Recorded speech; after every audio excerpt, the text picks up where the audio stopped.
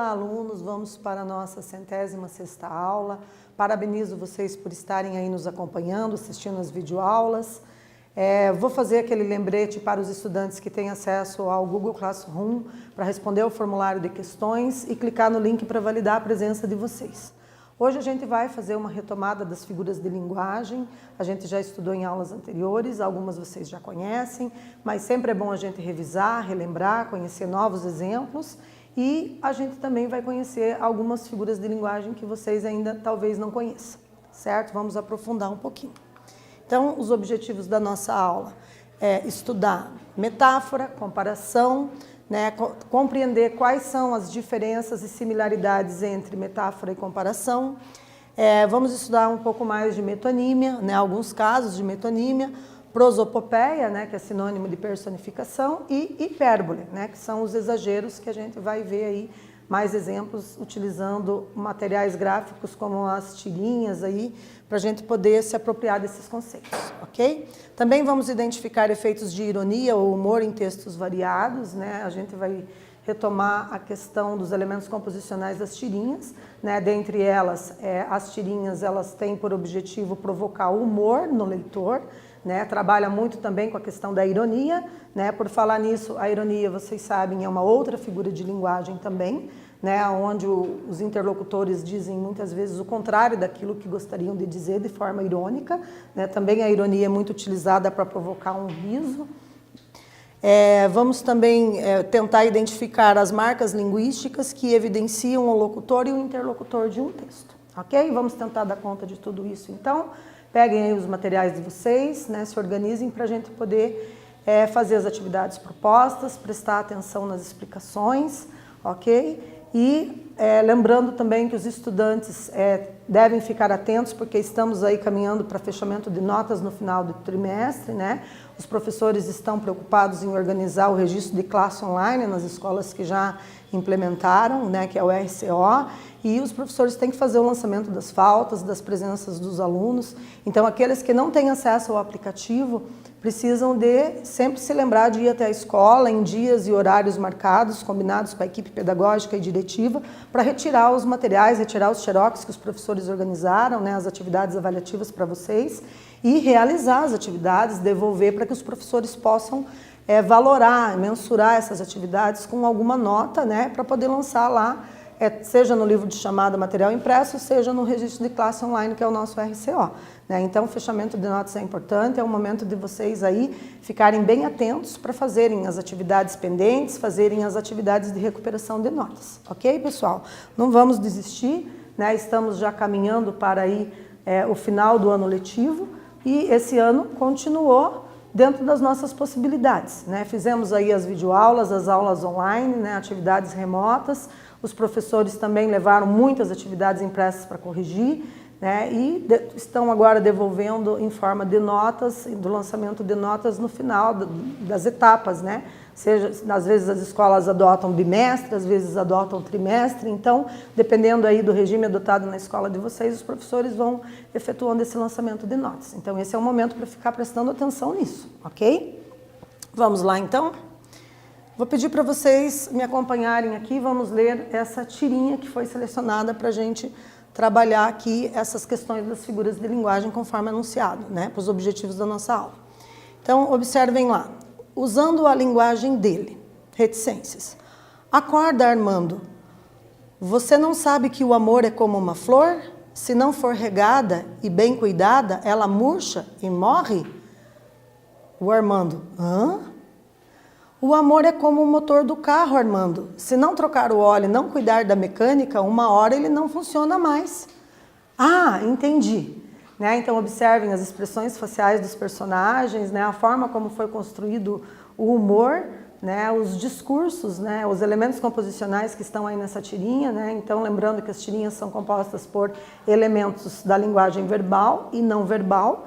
A linguagem não verbal são as imagens e as ilustrações, as expressões faciais dos personagens, e a linguagem verbal, as palavras, que estão ali presentes nos balões. Nesse caso, a gente tem balões de diálogos, Nós não temos aqui nessa tirinha balões de pensamento, certo? Então, o que a gente tem aqui agora para explorar? A metáfora. né? Então, a metáfora ela consiste numa comparação sem o termo comparativo, né? Então, ela não diz assim, o amor é como o motor de um carro, né? Utilizando a expressão ali que identifica a comparação, né? Como, né? Isso é como aquilo, a gente tem ali uma comparação. Então, tirando esse elemento comparativo, a gente tem uma metáfora, né? Ela diz o amor é o motor do carro, né? Nesse caso, teríamos a metáfora, certo? Então, essa diferença, né, que a gente tem entre metáfora e comparação, né? Se ela disser o amor é como uma flor, eu tenho uma comparação porque o elemento comparativo como está ali explicitado na frase. Agora, o amor é uma flor, opa, aí eu tenho uma metáfora, uma linguagem figurada, ok? Só para a gente retomar, olha aqui alguns exemplos. A menina é um doce, metáfora, né? No segundo exemplo, o amor é fogo que arde sem se ver, né? Um verso do Camões aí. Se tivesse ali o elemento comparativo, não seria metáfora, né? Seria comparação. Então, se na segunda frase nós tivéssemos o amor é como o fogo que arde sem se ver, aí seria comparação. Como não temos o elemento comparativo como, então temos uma metáfora. No terceiro exemplo, seu sorriso é o sol em um dia de chuva, né? Também não tem um elemento comparativo como. Não é o seu sorriso, é como o sol em um dia de chuva, né? O seu sorriso é o sol em um dia de chuva. Nesse caso, metáfora. E, por último, minha vida é um conto de fadas, certo? Só para a gente se lembrar, né? Retomar aí esses conceitos. Então, olhem aqui mais exemplos de metáfora. Luana é uma raposa, Miguel é um leão. Seus olhos são duas jabuticabas, certo? E na comparação nós teríamos o elemento comparativo. Então poderia ser Luana parece com uma raposa. Está fazendo ali a comparação por meio do verbo parecer, certo? Da semelhança, né? Miguel é como um leão. Seus olhos são como duas jabuticabas. Então, tendo os elementos comparativos, comparação. Não os tendo, metáfora. Ok? Sigamos. Vamos agora rever a questão da metonímia, porque a metonímia, pessoal, vocês sabem que são vários casos, né? Então, eu trouxe aqui para vocês analisarem uma tirinha, né? Então, observem ali os elementos que constituem o discurso não verbal, né, que são os personagens, as expressões faciais, a forma como eles estão vestidos, o local onde eles se encontram, né? Tem ali um indicativo no balcão indicando que é uma biblioteca, né? Então ali eles estão nesse ambiente, certo? E ali a gente tem no primeiro balão, né, um diálogo, né? Então no diálogo a gente tem lá: eu já li o Machado de Assis, agora quero devolvê-lo. Aí a bibliotecária, com cara de espantada, né, olha e diz: ressuscitou? Então a gente tem aqui os elementos de humor, né? E percebam que ela acabou levando ao pé da letra. Ela levou ao pé da letra, ela entendeu ipsis literis o que eles disseram, né? Sem que houvesse ali um entendimento de um sentido figurado na fala deles, né? Então ali o que aconteceu? A ironia foi provocada justamente pelo fato dela ter digamos assim, feito de conta que entendeu ao pé da letra, né? Como se a situação fosse real e não, né, uma linguagem denotativa, né, e não conotativa, não com sentido figurado, ok? Então, a gente tem aqui uma atividade apenas de aquecimento para vocês, tá? Nessa atividade é um quiz, né, uma questão objetiva de múltipla escolha, certo? Vocês vão responder: por que há uma metonímia no primeiro balão, né? Alternativa A, indica o autor pela obra.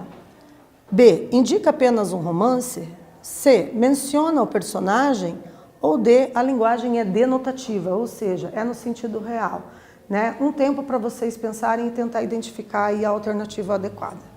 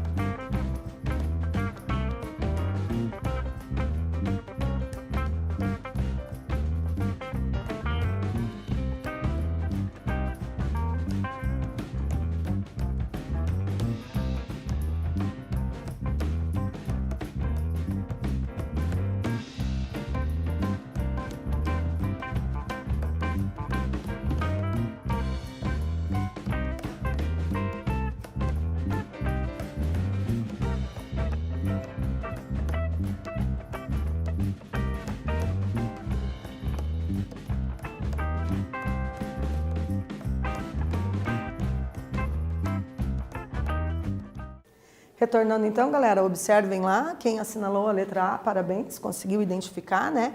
Que aqui nesse caso de metonímia, a gente tem uma situação na qual se indica o autor pela obra, né? Não tem como, se a gente pensar numa situação real, numa linguagem denotativa, você dizer, eu li o Machado de Assis. Como é que você vai ler a pessoa?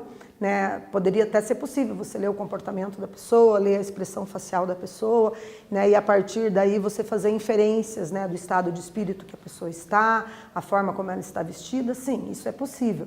Mas nesse caso, a gente tem um caso de metonímia, porque ao invés do personagem dizer, eu li o romance do Machado de Assis, né, sei lá se era Dom Casmurro, dentre outros romances que ele tenha, né? Então eu li a obra literária do Machado de Assis, né? O que ele leu foi o livro, né? Ele não disse isso, isso seria a linguagem denotativa, no sentido real, né? Ele troca e diz o quê? Eu li o Machado de Assis e agora vou devolvê-lo, né? Quer dizer, vou devolver o Machado de Assis, e aí a bibliotecária, de uma forma irônica, né, faz ali uma brincadeira até e diz, ele ressuscitou? Né? Não tem como você lê-lo, né? Então fica ali essa troca, né, do autor pela obra. A gente tem aí um caso de metonímia muito utilizado na nossa linguagem cotidiana do dia a dia, né? Então é uma figura de linguagem que se chama metonímia. No caso específico, a gente substitui ali o autor pela obra, ok? Continuando, observem mais casos de metonímia, mas agora quando a gente troca a marca pelo produto, né? O fabricante, ele tem uma logomarca, né? Essa logomarca torna os produtos de consumo mais famosos, né? Eles utilizam essa logomarca para fazer propaganda, para fazer publicidade, para fazer campanhas publicitárias, né? E a gente acaba se apropriando, né, dessa logomarca e utilizando de uma forma que constitui uma figura de linguagem que a gente também vai chamar de metonímia, quando a gente substitui a marca pelo produto, né? Então, observem aqui, Bombril, Maizena, Cotonetes Johnson & Johnson, Yakult e Band-Aid. Então, agora a gente vai para o nosso primeiro exercício, né, mais formal, assim, que vocês vão ter que escrever um pouquinho aí, tá? Então, vocês vão tentar dar conta de responder quais seriam os nomes desses produtos que são fabricados por esses fabricantes. Né? Você pode ter esses mesmos produtos, porém com outras marcas. E, no geral, as pessoas acabam generalizando e usando mais o nome dessas marcas para identificar esses produtos quando vão ao supermercado, quando fazem listas de compras e etc. Né? Então, tentem dar conta de responder aí. Quais seriam os nomes dos produtos que são fabricados por esses fabricantes? Um tempo para vocês elaborarem essa resposta.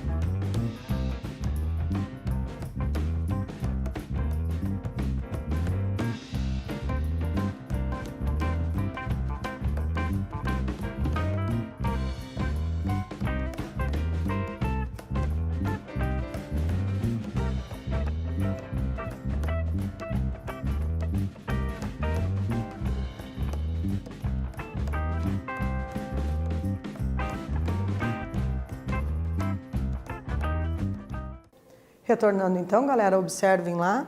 Então, aqui a gente tem o amido de milho, que ele nesse caso é da marca Maizena, mas poderia ser uma outra marca, né? A gente tem a lã de aço, né, que aqui é da marca Bombril, mas poderia ser a Solan, poderia ter aí uma outra marca, né? E as pessoas acabam no cotidiano dizendo: ah, vai lá, compra um Bombril para mim, né? Se referindo à lã de aço. Quando está falando compra Bombril, Bombril é o nome da fábrica, do fabricante, né?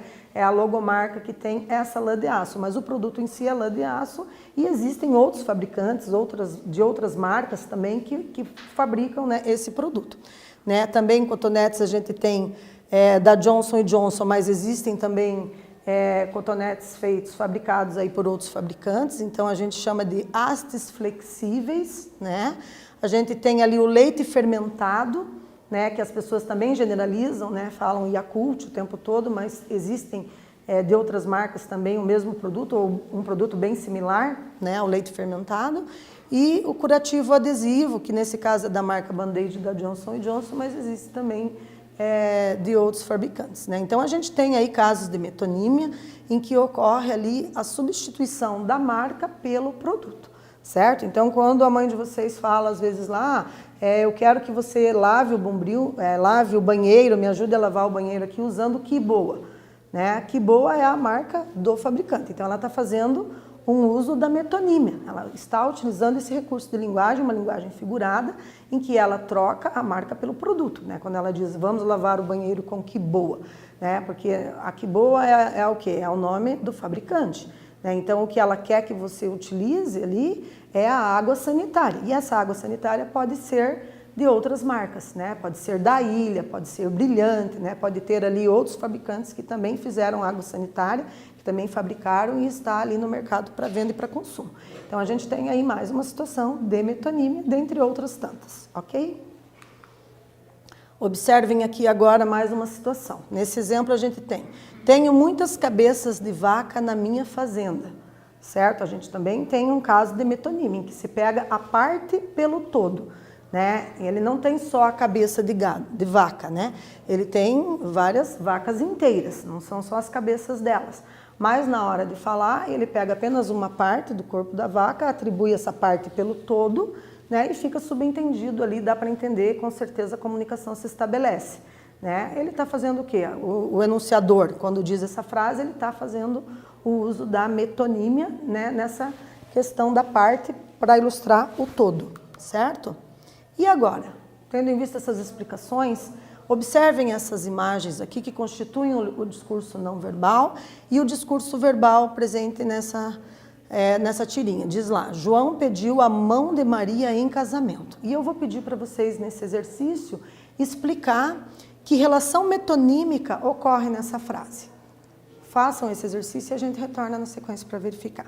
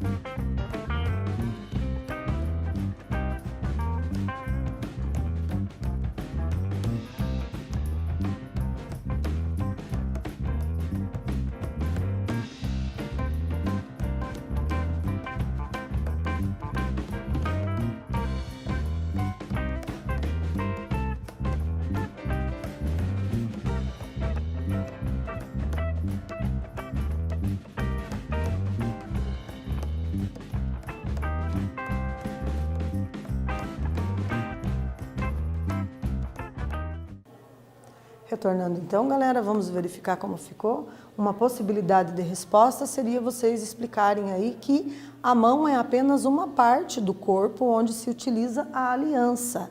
Então, é símbolo do casamento, né? Então, quando aqui um dos interlocutores pede a mão de Maria em casamento, ele não está querendo casar-se só com a mão dela. Então, ele está fazendo uso dessa figura de linguagem que a gente chama de metonímia, especificamente o caso da metonímia em que você pega uma parte para substituir o todo, ok? Vamos para mais exercícios?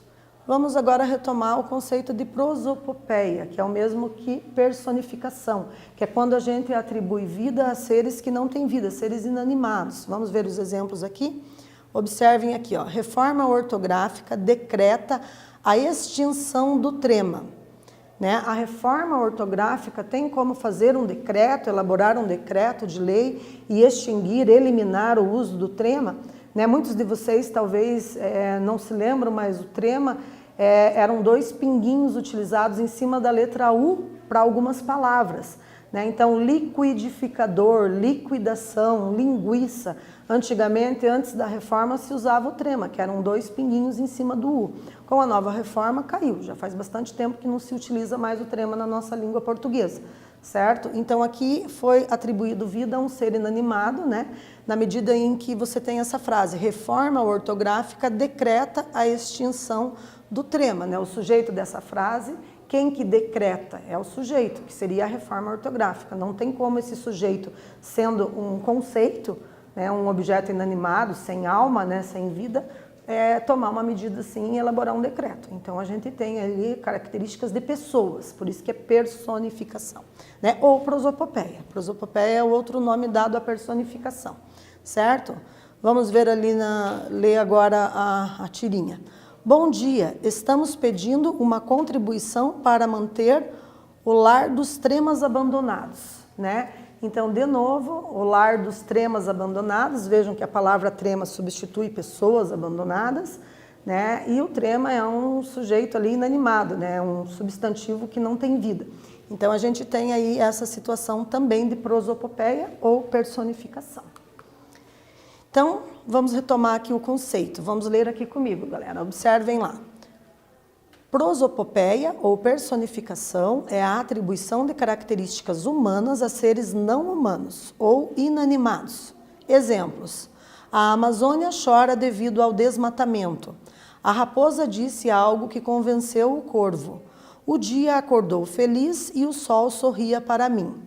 O vento assobiava esta manhã. No exercício 3 agora eu vou deixar vocês refletirem e elaborar aí mais uma resposta, né, para o exercício. Então, explique como ocorre a prosopopeia, a personificação nessa imagem. Um tempo para mais essa atividade.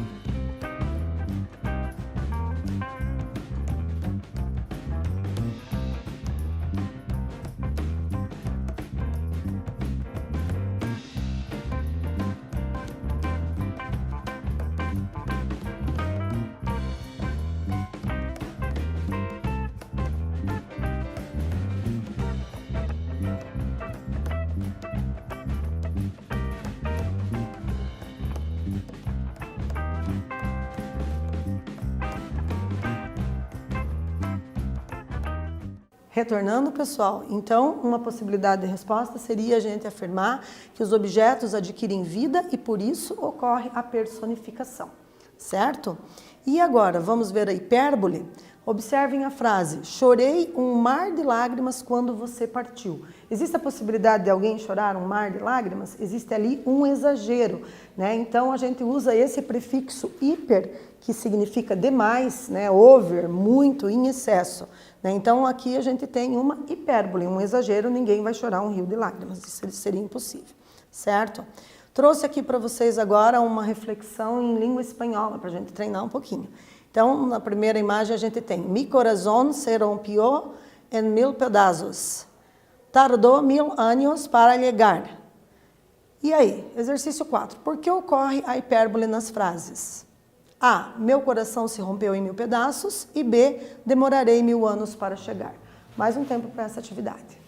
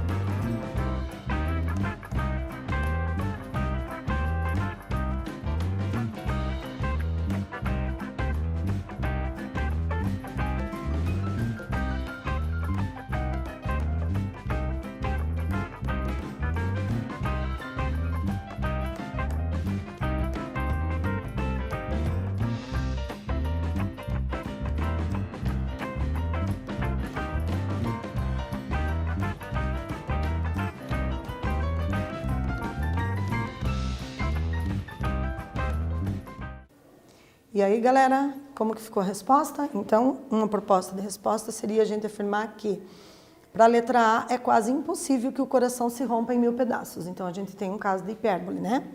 E para a outra letra, que seria a letra B, acabou saindo a letra A ali, né? Mas seria a letra B, ninguém demoraria 1000 anos para chegar vivo, pelo menos, né? As pessoas não sobrevivem durante 1000 anos. Então, a gente tem um exagero que a gente vai chamar de hipérbole, ok?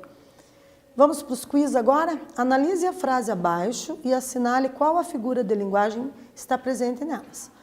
As pedras aguardam pacientemente o tempo passar, o vento fazia promessas suaves a quem o escutasse, chora violão. E aí vocês têm as alternativas e assinalem qual vocês acham mais adequada.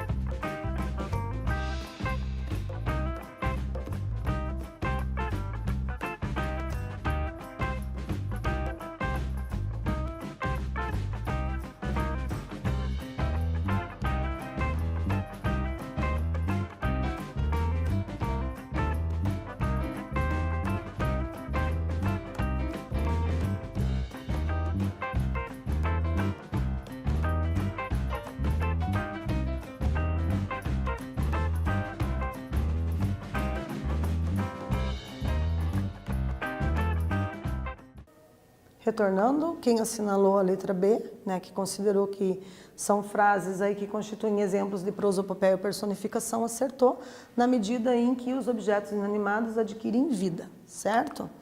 Agora eu vou pedir para vocês analisar essas frases aqui. Leio Monteiro Lobato há anos, vamos comer um McDonald's e não tinha um teto para abrigá-lo. E aí, qual tipo de figura de linguagem que nós temos aí?